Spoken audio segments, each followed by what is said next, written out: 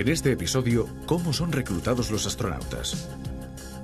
¿Cuáles son los requisitos físicos, psicológicos y culturales? ¿Dónde se encuentran los centros que preparan a los aspirantes a las misiones espaciales y a qué entrenamientos deben someterse? Hacia el descubrimiento de una carrera aventurera y extraordinaria, poniendo especial atención a los consejos de astronautas veteranos. ¿Habéis deseado alguna vez ser astronautas?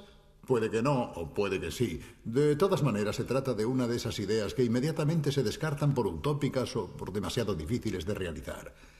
Sin embargo, cientos de hombres y también decenas de mujeres han conseguido subir a bordo de vehículos espaciales para ser lanzados en órbita.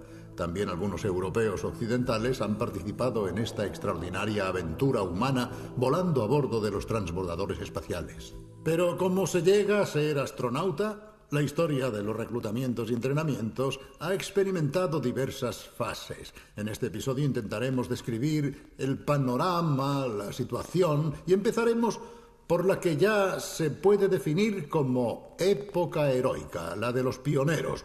Una época que todavía estaba llena de incógnitas y peligros. Empecemos pues a ver cómo nació la profesión de astronauta.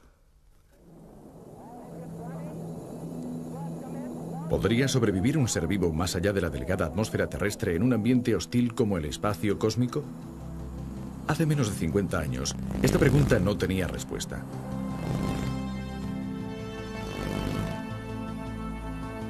Fueron los vuelos más allá de estos confines de la perrita soviética Laika, de los chimpancés estadounidenses Évolo y Decker, seguidos por otras dos perritas soviéticas, Belka y Estrelka, los que demostraron a finales de los años 50 que era posible vivir en el cosmos pese a la ingravidez y a las radiaciones cósmicas y solares.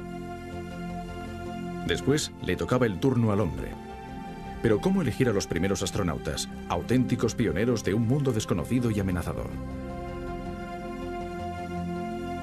Los criterios con los que fueron seleccionados eran más propios de un superhombre que de personas normales.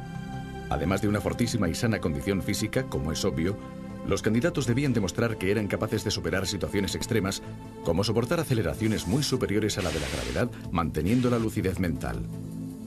Poder tomar rápidamente decisiones vitales bajo una situación de estrés y conocer las leyes de vuelo dentro y fuera de la atmósfera terrestre. Solamente una profesión podía reunir tanta capacitación, la de piloto de pruebas de cazas militares y de aviones experimentales. Y de hecho, los primeros astronautas, tanto estadounidenses como soviéticos, eran pilotos militares. Yuri Gagarin, el primer hombre que realizó un vuelo espacial, era un piloto de pruebas de la aviación soviética. John Glenn, el primer estadounidense que efectuó un vuelo orbital, era un piloto de la Armada.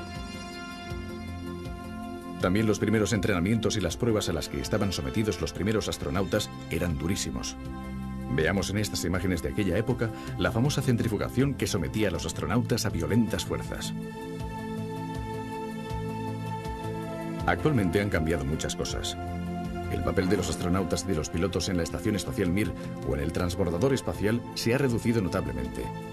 A bordo del transbordador, con una tripulación de hasta 8 personas, solo 2 se encargan de pilotar el vehículo, mientras que los especialistas de misión son generalmente 3. La tarea de estos especialistas va desde las actividades en el exterior del transbordador, como maniobrar el brazo mecánico, hasta el control de los sistemas de la nave, pasando por la gestión de la vida a bordo y de los experimentos programados. Existe también un tercer tipo de astronautas, los expertos, que son científicos o técnicos que trabajan en el programa de experimentos o de observaciones previstos para cada misión. Un experto ni siquiera necesita el permiso de conducir coche, aunque debe conocer muy bien, como es obvio, el campo que le incumbe, bien sea la astronomía en el ultravioleta o la cristalografía en gravedad cero.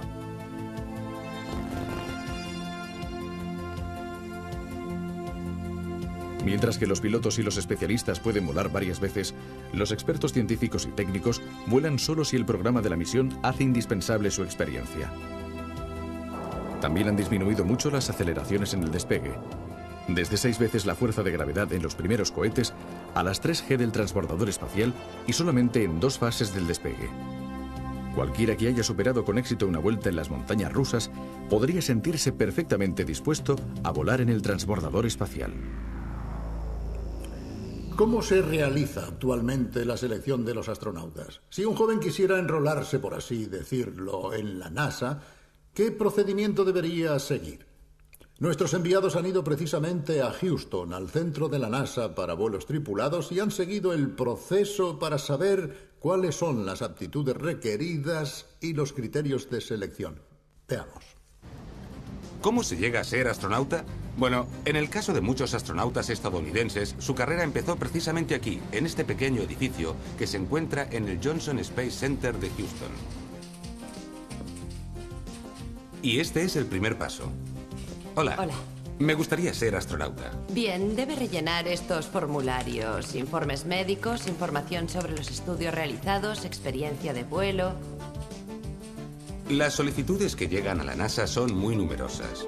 La NASA convoca un concurso cada 2 años y las solicitudes recibidas alcanzan un promedio de 2.500 y están todas aquí, en estos archivos. ¿Lo veis? 2.500 peticiones pueden parecer muchas, pero entre estos 2.500 candidatos, solamente unos 100 serán seleccionados posteriormente basándose en la información de estos cuestionarios.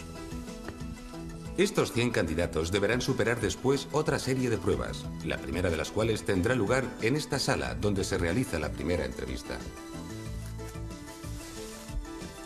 En realidad, esta entrevista forma parte de una batería de tests que el candidato deberá superar durante una semana. Se realizan revisiones médicas y también, después, una visita a la base para saber cómo viven los astronautas, qué hacen y cuál es el entrenamiento. Así consiguen formarse una idea del tipo de vida que harán. Estadísticamente, solo 1 de cada 10 candidatos saldrá adelante. ¿Y después en qué se habrá convertido? ¿En astronauta? Casi seguro que sí, aunque en realidad todavía le espera una especie de purgatorio. Permanecerá durante un año como candidato a astronauta y si todo va bien, si no hay contratiempos ni surgen sorpresas, llegará a ser astronauta. Hasta ahora, ninguno ha sido rechazado en esta segunda fase. ¿Y en Europa Occidental qué hay que hacer para llegar a ser astronauta? Bueno, hasta ahora los astronautas europeos son pocos aún, pero también existe un proceso de selección. ¿Cuál? Se lo hemos preguntado a Maurizio Kelly, que es uno de los 3 astronautas italianos que hasta ahora han volado al cosmos. Maurizio Kelly, ¿cómo se llega a ser astronauta en Europa Occidental? Digamos que si en general para llegar a ser astronauta se requiere una buena dosis de suerte, para llegar a ser astronauta en Europa se requiere todavía una dosis mayor. Esto lo digo sinceramente porque en general las plazas aquí siempre han sido muy limitadas. Hasta hoy ha habido solamente 2 selecciones de astronautas en Europa Occidental. Una tuvo lugar en 1978, en la que se seleccionaron 3 personas. Y otra en 1992, en la que se seleccionaron 6 personas, entre las que me encontraba yo. Evidentemente, Italia tiene una participación europea y una participación italiana. En Italia también se puede llegar a ser astronauta a través de una selección puramente italiana que realiza a través de un concurso la ASI. En este caso, solo ha habido un programa de la Agencia Espacial Italiana en el que estaba previsto tener una persona a bordo y que fue la misión TSS. ¿Cómo llegó usted a ser astronauta? Siempre me interesó el vuelo. He mantenido como piloto militar una larga trayectoria profesional y ser astronauta lo consideraba como una prolongación de mi trabajo. Así es que alrededor de 1990-1991 supe que la Agencia Espacial Europea buscaba astronautas y en consecuencia me informé de todo lo necesario para poder enviar una solicitud.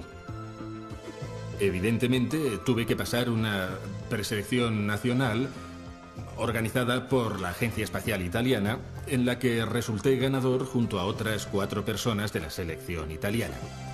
Estas 5 personas fueron enviadas a la selección europea. En la selección europea éramos 59, procedentes de los 13 países de la ESA. Y al final de esta última selección fui uno de los 6 vencedores de Europa Occidental. Una vez seleccionados, los futuros astronautas deben someterse a un severo entrenamiento. Por otra parte, les son confiados vehículos y sistemas tecnológicos que valen millones. Y también se les confían las vidas de sus compañeros de vuelo. En consecuencia, todo debe estar dispuesto para evitar cualquier riesgo de error debido a la falta de preparación o a la incompetencia. Las recomendaciones y los clásicos enchufes tan habituales en otras áreas profesionales aquí deben ceder paso a la profesionalidad. Pero, ¿qué se les enseña a estos futuros astronautas? Veamos este breve reportaje. Aunque ya ha pasado la época de los 7 legendarios hombres del proyecto Mercury, la NASA adopta criterios muy estrictos en la elección de los hombres y de las mujeres que deberán volar al cosmos. La selección y el adiestramiento de los astronautas, pilotos y especialistas de misión siguen siendo todavía muy arduos. A los pilotos, naturalmente, se les exige una gran experiencia de vuelo, más de 1000 horas en jet, además de una licenciatura en ingeniería. Los astronautas especialistas deben poseer una licenciatura en física, biología, matemáticas o ciencias naturales. El adiestramiento es diferente para los dos tipos de astronautas, aunque muchos aspectos son parecidos. Lecciones sobre el funcionamiento del transbordador espacial, sobre la dinámica del vuelo espacial, oceanografía, meteorología. Y no podían faltar los lanzamientos con paracaídas, las inmersiones submarinas, los cursos de supervivencia, los vuelos en aviones especiales en los que se simula la gravedad cero. Los pilotos dedican mucho tiempo al adiestramiento con aviones modificados cuya maniobrabilidad es parecida a la del transbordador espacial. En estas imágenes los vemos mientras están realizando un aterrizaje. Las lecciones de pilotaje prosiguen en simuladores de vuelo, mientras que los especialistas entrenan los movimientos en ausencia de gravedad en la gran piscina o con los sistemas de realidad virtual y aprenden a conocer y a manejar los complicados sistemas del transbordador y también el largo brazo mecánico. Superada la selección, los candidatos a astronauta permanecen durante un año en el centro de Houston y después de ese primer periodo se someten a un minucioso examen final a cuyo término se les acepta o rechaza. Para el tercer tipo de astronauta, es decir, el experto en un experimento especial o en una observación, el adiestramiento es más sencillo, aunque evidentemente debe superar distintos tipos de test físicos y psicológicos. Desde la primera selección de los 7 hombres del proyecto Mercury en 1959 a la más reciente, la 15ª, la NASA ha seleccionado 222 astronautas, 198 hombres y 24 mujeres. Los astronautas deben aprender muchas cosas para poder realizar una misión. Un vehículo espacial, de hecho, es una máquina muy compleja, extremadamente sensible. Y todas las maniobras deben realizarse de forma muy precisa. Por eso es necesario conocer bien todos los instrumentos y los sistemas de a bordo. Y esto no se puede aprender en vuelo. Solamente puede hacerse en tierra gracias a los simuladores. Los pilotos en particular deben aprender a conducir sin errores, obviamente, el vehículo espacial. Pero ¿cómo se pilota un transbordador? ¿Es muy distinto que conducir un automóvil?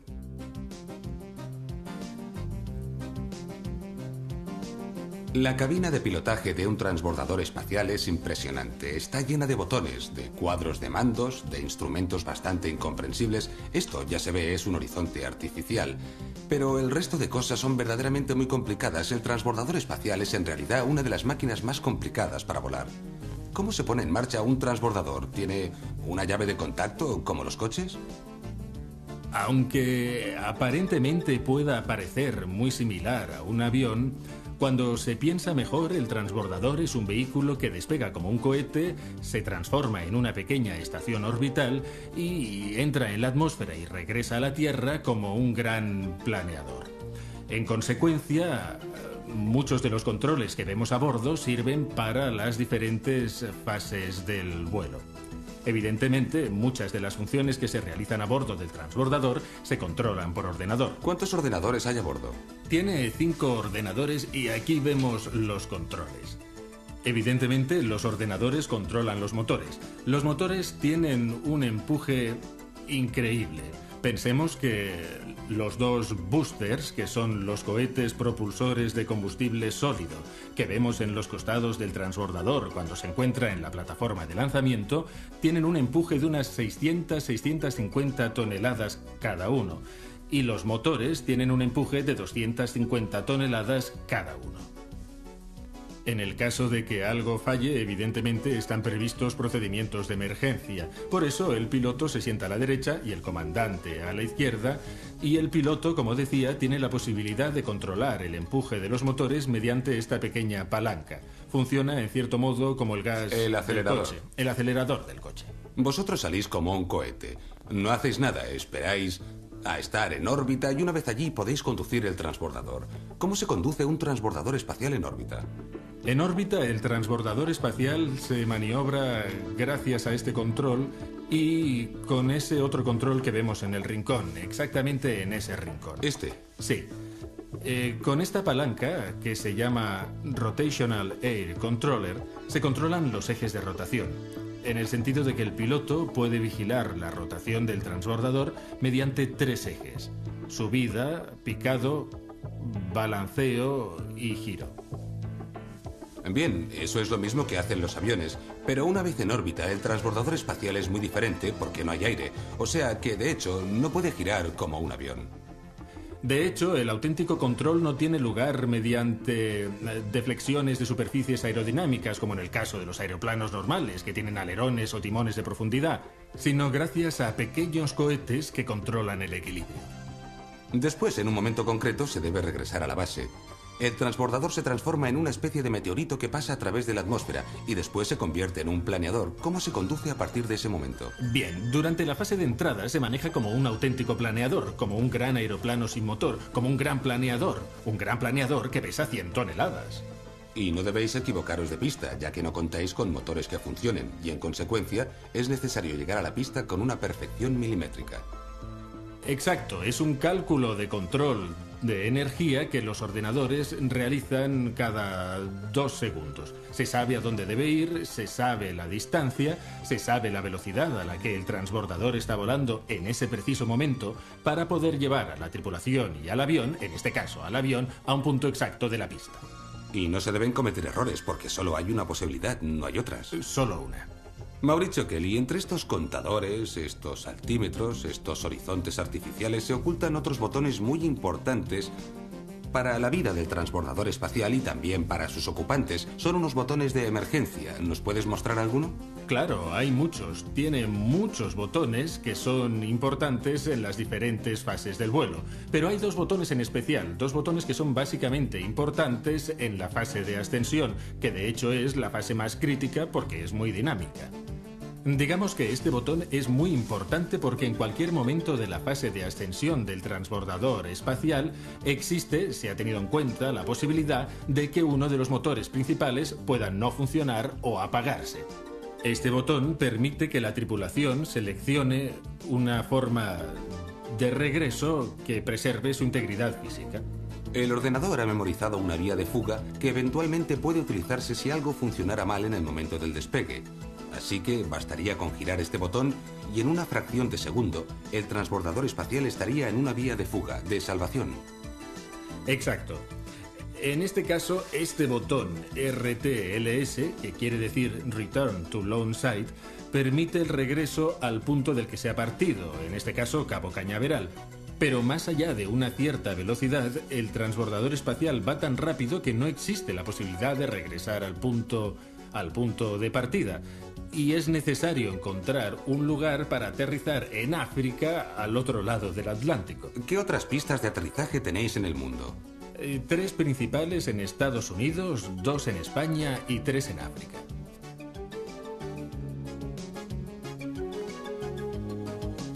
¿Y las mujeres? Bueno, desde los comienzos de la aventura espacial, las mujeres han participado en los vuelos. Todos recordamos a la famosa Valentina Tereshkova, demostrando que saben hacer a la perfección su papel. Pero, de hecho, su número ha sido hasta ahora bastante reducido. Naturalmente, también para ellas se utilizan los mismos criterios de selección. Vale la pena ver rápidamente quiénes han sido estas mujeres y cuál ha sido su papel a bordo. Por otra parte, hay que decir que 2 de ellas perdieron la vida en la explosión en vuelo del transbordador Challenger. Veamos. 2 años separan el vuelo cósmico del primer hombre del de la primera mujer. En junio de 1963, la soviética Valentina Tereskova, a bordo de la Vostok 6, permaneció en el espacio durante 3 días. Pero la astronáutica, tanto la rusa como la estadounidense, después de esta hazaña inicial, fue durante años un círculo exclusivamente masculino. A la Luna solo fueron los hombres, y también en las primeras estaciones espaciales estadounidenses y rusas, el Skylab y la Salyut, las tripulaciones eran exclusivamente masculinas. Para encontrar a la segunda mujer que voló al cosmos, hay que esperar hasta agosto de 1982, cuando Svetlana Savitskaya llega a la estación Salyut 7 y permanece en ella durante 8 días. Poco tiempo después, también los estadounidenses lanzan a su primera astronauta. Es Sally Ride, que volará en el Challenger en junio de 1983 como especialista del largo brazo mecánico en un equipo destinado al lanzamiento de 2 satélites de telecomunicaciones. Pero son los soviéticos de nuevo, con Svetlana Savitskaya, los que dan un nuevo paso hacia la igualdad de oportunidades espaciales. La cosmonauta sale de la Salyut para dar un paseo en junio de 1984. Es la primera vez que lo hace una mujer. En octubre del mismo año, los estadounidenses responden enviando a 2 mujeres a la vez, de nuevo Sally Ride y Katherine Sullivan. Sullivan realizará un paseo espacial, el segundo de una mujer en la historia de la astronáutica. Al igual que los hombres, también las mujeres astronautas participan en los éxitos, los peligros y las tragedias de la astronáutica. El 28 de enero de 1986, a bordo del transbordador Challenger, se encuentran 2 mujeres junto a otros 5 astronautas. Judy Resnick, una veterana, y Krista McAuliffe, una maestra que debía impartir algunas lecciones desde el espacio para los niños de las escuelas primarias estadounidenses. El transbordador explota 73 segundos después del despegue y no se puede hacer nada por los 7 hombres y mujeres de la tripulación. Es sobre todo en el transbordador espacial, después de la continuación del proyecto en 1988, donde los vuelos son mixtos. Katherine Sullivan, la segunda mujer en pasear por el espacio, participa en varias misiones, mientras que en septiembre de 1992, el transbordador Endeavour lleva a bordo la primera astronauta de color, Mae Jemison. En la misión STS-63, en febrero de 1995, el Discovery fue pilotado por primera vez por una mujer, Eileen Collins. En la misión STS-76 del Atlantis, 2 mujeres salieron del transbordador y realizaron importantes actividades extravehiculares. Pero la empresa más sorprendente es la de Shannon Lucid, una astronauta que partió con el transbordador en marzo de 1996 y permaneció en la estación Mir durante más de 6 meses. Shannon Lucid superó de esta forma no solo el récord de permanencia de las mujeres astronautas que la precedieron, sino también el récord estadounidense de 84 días establecido en 1973 por la tercera tripulación del Skylab. Seguramente las próximas empresas espaciales contarán con la participación cada vez más numerosa de mujeres astronautas. De todas formas, hasta hoy, entre los 350 astronautas de todo el mundo que han volado al cosmos, solo hay 31 mujeres. Nuestros enviados en Moscú han conseguido entrevistar a una de las 3 cosmonautas soviéticas. Escuchemos sus palabras. Señora Svetlana Savitskaya, ¿cómo se hizo astronauta? Me convertí en astronauta tras una larga carrera profesional. Empecé como piloto después de haberme diplomado en el Instituto Aeronáutico de Moscú. Durante mucho tiempo y con éxito realicé acrobacias aéreas e incluso fui campeona del mundo en esta disciplina. Todo este adiestramiento me proporcionó una experiencia muy válida para llegar a ser astronauta. Durante varios años también trabajé como piloto de pruebas y precisamente mientras hacía este trabajo entré a formar parte del equipo de astronautas. Durante un cierto tiempo estuve probando aviones y preparándome para ser astronauta. Sin duda alguna, mi bagaje profesional me permitió volar al espacio muy rápidamente. Mi primer vuelo al cosmos fue en 1982. No sabemos con exactitud cuándo y con qué rapidez la humanidad colonizará el espacio. Las empresas espaciales son muy caras. Los presupuestos nacionales, incluso los de los países más desarrollados, no dedican grandes inversiones en este campo.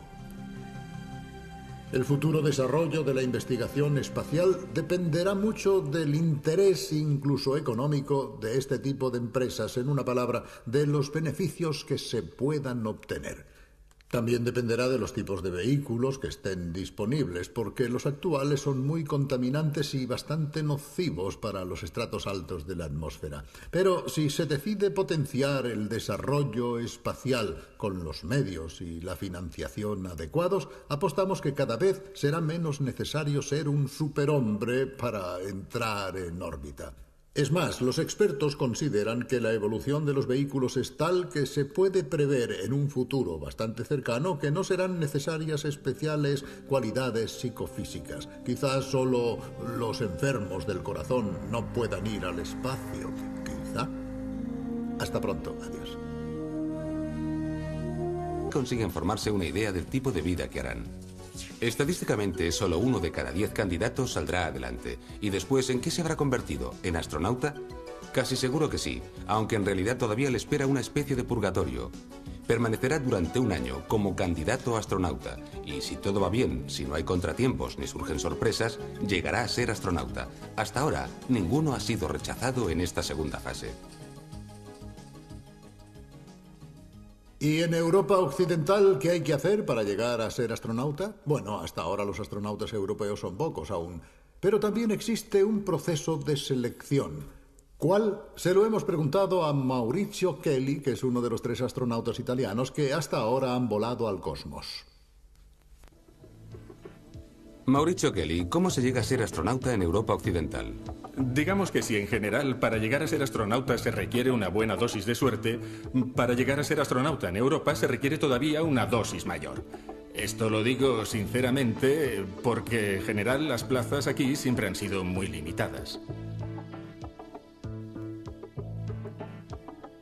Hasta hoy ha habido solamente 2 selecciones de astronautas en Europa Occidental. Una tuvo lugar en 1978, en la que se seleccionaron 3 personas. Y otra en 1992, en la que se seleccionaron 6 personas, entre las que me encontraba yo. Evidentemente, Italia tiene una participación europea y una participación italiana. En Italia también se puede llegar a ser astronauta a través de una selección puramente italiana que realiza a través de un concurso la ASI. En este caso, solo ha habido un programa de la Agencia Espacial Italiana en el que estaba previsto tener una persona a bordo, y que fue la misión TSS. ¿Cómo llegó usted a ser astronauta? Siempre me interesó el vuelo. He mantenido como piloto militar una larga trayectoria profesional y ser astronauta lo consideraba como una prolongación de mi trabajo. Así es que alrededor de 1990-1991 supe que la Agencia Espacial Europea buscaba astronautas y en consecuencia me informé de todo lo necesario para poder enviar una solicitud. Evidentemente tuve que pasar una preselección nacional organizada por la Agencia Espacial Italiana, en la que resulté ganador junto a otras 4 personas de la selección italiana. Estas 5 personas fueron enviadas a la selección europea. En la selección europea éramos 59, procedentes de los 13 países de la ESA. Y al final de esta última selección fui uno de los 6 vencedores de Europa Occidental. Una vez seleccionados, los futuros astronautas deben someterse a un severo entrenamiento. En el cosmos, pese a la ingravidez y a las radiaciones cósmicas y solares. Después le tocaba el turno al hombre. Pero ¿cómo elegir a los primeros astronautas, auténticos pioneros de un mundo desconocido y amenazador? Los criterios con los que fueron seleccionados eran más propios de un superhombre que de personas normales. Además de una fortísima y sana condición física, como es obvio, los candidatos debían demostrar que eran capaces de superar situaciones extremas, como soportar aceleraciones muy superiores a la de la gravedad, manteniendo la lucidez mental. Poder tomar rápidamente decisiones vitales bajo una situación de estrés y conocer las leyes de vuelo dentro y fuera de la atmósfera terrestre. Solamente una profesión podía reunir tanta capacitación, la de piloto de pruebas de cazas militares y de aviones experimentales. Y de hecho, los primeros astronautas, tanto estadounidenses como soviéticos, eran pilotos militares. Yuri Gagarin, el primer hombre que realizó un vuelo espacial, era un piloto de pruebas de la aviación soviética. John Glenn, el primer estadounidense que efectuó un vuelo orbital, era un piloto de la Armada. También los primeros entrenamientos y las pruebas a las que estaban sometidos los primeros astronautas eran durísimos. Veamos en estas imágenes de aquella época la famosa centrifugación que sometía a los astronautas a violentas fuerzas. Actualmente han cambiado muchas cosas. El papel de los astronautas y de los pilotos en la Estación Espacial Mir o en el transbordador espacial se ha reducido notablemente. A bordo del transbordador, con una tripulación de hasta 8 personas, solo 2 se encargan de pilotar el vehículo, mientras que los especialistas de misión son generalmente 3. La tarea de estos especialistas va desde las actividades en el exterior del transbordador, como maniobrar el brazo mecánico, hasta el control de los sistemas de la nave, pasando por la gestión de la vida a bordo y de los experimentos programados. Existe también un tercer tipo de astronautas, los expertos, que son científicos o técnicos que trabajan en el programa de experimentos o de observaciones previstos para cada misión. Un experto ni siquiera necesita el permiso de conducir coche, aunque debe conocer muy bien, como es obvio, el campo que le incumbe, bien sea la astronomía en el ultravioleta o la cristalografía en gravedad cero.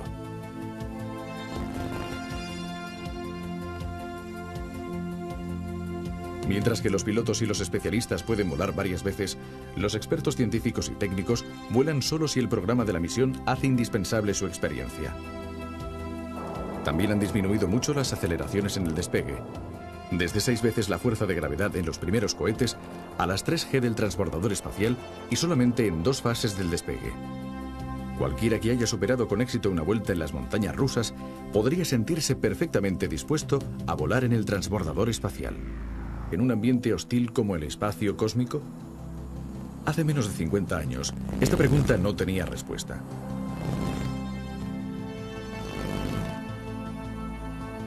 Fueron los vuelos más allá de estos confines de la perrita soviética Laika, de los chimpancés estadounidenses Évolo y Decker, seguidos por otras 2 perritas soviéticas, Belka y Estrelka, los que demostraron a finales de los años 50 que era posible vivir en el cosmos pese a la ingravidez y a las radiaciones cósmicas y solares. Después le tocaba el turno al hombre. Pero ¿cómo elegir a los primeros astronautas, auténticos pioneros de un mundo desconocido y amenazador? Los criterios con los que fueron seleccionados eran más propios de un superhombre que de personas normales. Además de una fortísima y sana condición física, como es obvio, los candidatos debían demostrar que eran capaces de superar situaciones extremas, como soportar aceleraciones muy superiores a la de la gravedad, manteniendo la lucidez mental. Poder tomar rápidamente decisiones vitales bajo una situación de estrés y conocer las leyes de vuelo dentro y fuera de la atmósfera terrestre. Solamente una profesión podía reunir tanta capacitación, la de piloto de pruebas de cazas militares y de aviones experimentales. Y de hecho, los primeros astronautas, tanto estadounidenses como soviéticos, eran pilotos militares. Yuri Gagarin, el primer hombre que realizó un vuelo espacial, era un piloto de pruebas de la aviación soviética. John Glenn, el primer estadounidense que efectuó un vuelo orbital, era un piloto de la Armada.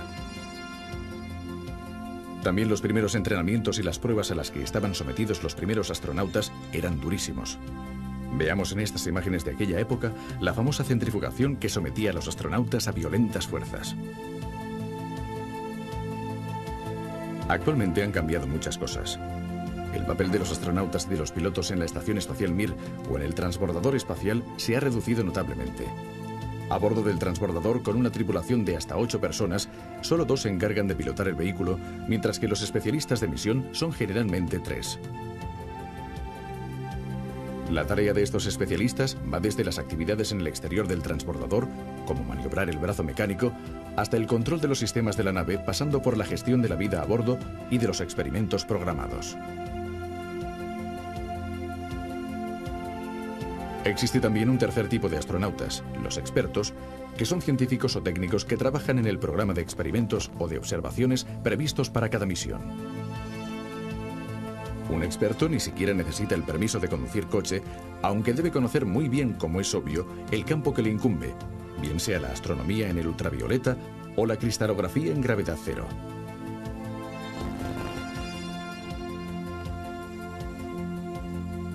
Mientras que los pilotos y los especialistas pueden volar varias veces, los expertos científicos y técnicos es la primera vez que lo hace una mujer. En octubre del mismo año, los estadounidenses responden enviando a 2 mujeres a la vez, de nuevo Sally Ride y Katherine Sullivan. Sullivan realizará un paseo espacial, el segundo de una mujer en la historia de la astronáutica. Al igual que los hombres, también las mujeres astronautas participan en los éxitos, los peligros y las tragedias de la astronáutica. El 28 de enero de 1986, a bordo del transbordador Challenger, se encuentran 2 mujeres junto a otros 5 astronautas.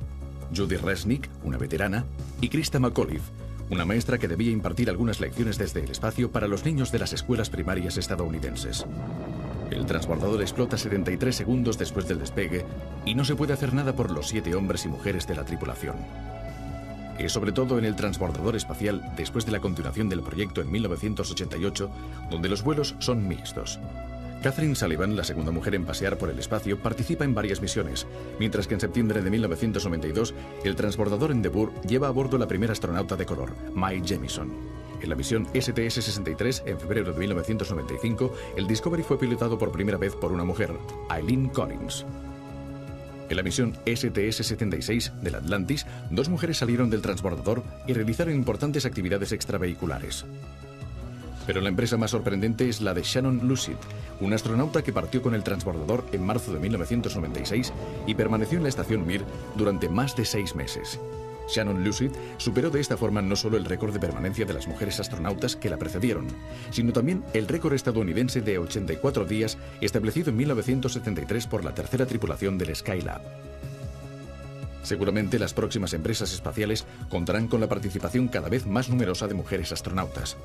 De todas formas, hasta hoy, entre los 350 astronautas de todo el mundo que han volado al cosmos, solo hay 31 mujeres.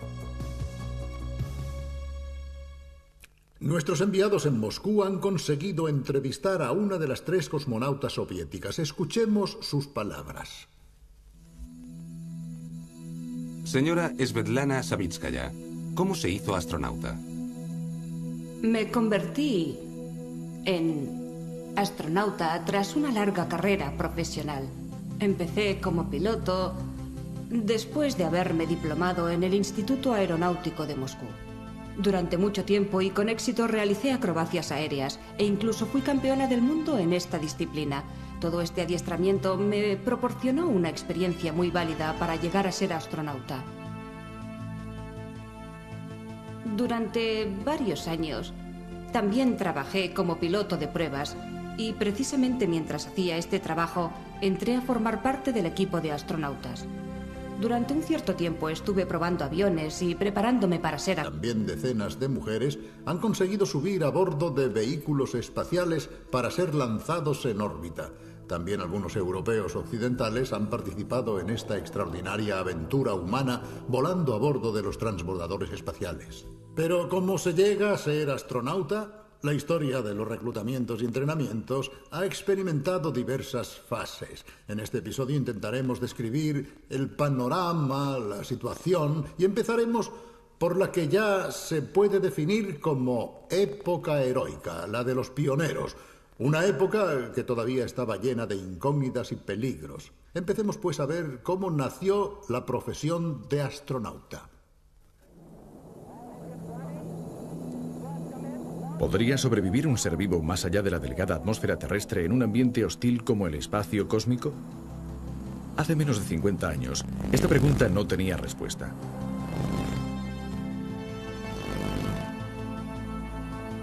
Fueron los vuelos más allá de estos confines de la perrita soviética Laika, de los chimpancés estadounidenses Évolo y Decker, seguidos por otras 2 perritas soviéticas, Belka y Strelka, los que demostraron a finales de los años 50 que era posible vivir en el cosmos pese a la ingravidez y a las radiaciones cósmicas y solares. Después le tocaba el turno al hombre. Pero ¿cómo elegir a los primeros astronautas, auténticos pioneros de un mundo desconocido y amenazador? Los criterios con los que fueron seleccionados eran más propios de un superhombre que de personas normales. Además de una fortísima y sana condición física, como es obvio, los candidatos debían demostrar que eran capaces de superar situaciones extremas, como soportar aceleraciones muy superiores a la de la gravedad, manteniendo la lucidez mental. Poder tomar rápidamente decisiones vitales bajo una situación de estrés y conocer las leyes de vuelo dentro y fuera de la atmósfera terrestre. Solamente una profesión podía reunir tanta capacitación. la de piloto de pruebas de cazas militares y de aviones experimentales. Y de hecho, los primeros astronautas, tanto estadounidenses como soviéticos, eran pilotos militares. Yuri Gagarin, el primer hombre que realizó un vuelo espacial, era un piloto de pruebas de la aviación soviética. John Glenn, el primer estadounidense que efectuó un vuelo orbital, era un piloto de la Armada. También los primeros entrenamientos y las pruebas a las que estaban sometidos los primeros astronautas eran durísimos. Veamos en estas imágenes de aquella época la famosa centrifugación que sometía a los astronautas a violentas fuerzas. Actualmente han cambiado muchas cosas. El papel de los astronautas y de los pilotos en la Estación Espacial Mir o en el transbordador espacial se ha reducido notablemente. A bordo del transbordador, con una tripulación de hasta 8 personas, solo 2 se encargan de pilotar el vehículo, mientras que los especialistas de misión son generalmente 3. Y no podían faltar los lanzamientos con paracaídas, las inmersiones submarinas, los cursos de supervivencia, los vuelos en aviones especiales en los que se simula la gravedad cero. Los pilotos dedican mucho tiempo al adiestramiento con aviones modificados cuya maniobrabilidad es parecida a la del transbordador espacial. En estas imágenes los vemos mientras están realizando un aterrizaje. Las lecciones de pilotaje prosiguen en simuladores de vuelo, mientras que los especialistas entrenan los movimientos en ausencia de gravedad en la gran piscina o con los sistemas de realidad virtual y aprenden a conocer y a manejar los complicados sistemas del transbordador y también el largo brazo mecánico. Superada la selección, los candidatos a astronauta permanecen durante un año en el centro de Houston y después de ese primer periodo se someten a un minucioso examen final a cuyo término se les acepta o rechaza. Para el tercer tipo de astronauta, es decir, el experto en un experimento especial o en una observación, el adiestramiento es más sencillo, aunque evidentemente debe superar distintos tipos de test físicos y psicológicos. Desde la primera selección de los 7 hombres del proyecto Mercury en 1959 a la más reciente, la 15ª, la NASA ha seleccionado 222 astronautas, 198 hombres y 24 mujeres. Los astronautas deben aprender muchas cosas para poder realizar una misión. Un vehículo espacial, de hecho, es una máquina muy compleja, extremadamente sensible. Y todas las maniobras deben realizarse de forma muy precisa. Por eso es necesario conocer bien todos los instrumentos y los sistemas de a bordo. Y esto no se puede aprender en vuelo. Solamente puede hacerse en tierra gracias a los simuladores. Los pilotos en particular deben aprender a conducir sin errores, obviamente, el vehículo espacial. Pero ¿cómo se pilota un transbordador? ¿Es muy distinto que conducir un automóvil?